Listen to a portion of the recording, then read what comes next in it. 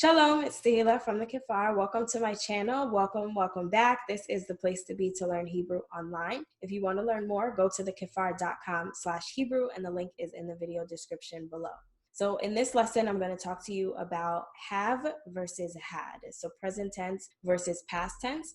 Present tense is pretty easy, but past tense, it really depends on what it is that we're talking about. And I'll explain that to you in a second. So for present tense, I have, or he has, or we have, or whatever, we use yesh plus one of the prepositional pronouns that starts with lamed. So for example, yesh li, I have, yesh lo, he has, yesh lanu, we have, etc. And to learn more about the prepositions, check out the videos that I have linked in the description. And I also have a guide to Hebrew prepositions that is available in my shop. So you can check that out also in the video description. And so the thing with when we talk about things that we have, right, it doesn't matter whether we have something that is masculine and singular, like a house, bait, or whether it's feminine and singular, like mechonit, a car, or whether it's plural, like klavim, dogs, okay? It doesn't matter.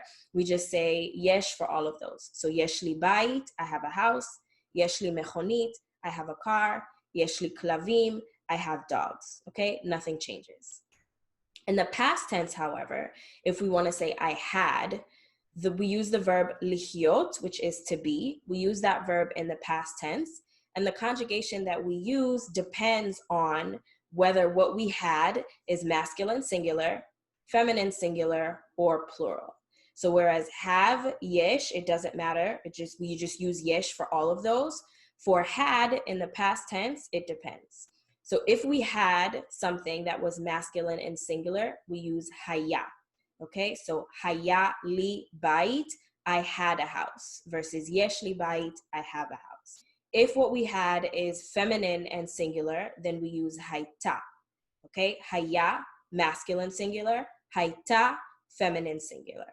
So hayta li mechonit, I had a car, versus yesh li mechonit, okay? I have a car. So haya, if what we had is masculine and singular. Hayta, if what we had is feminine and singular. And hayu is what we use for plural. Doesn't matter if it's plural masculine or plural feminine. If it's plural, we use hayu. So for example, hayu li klavim, I had dogs.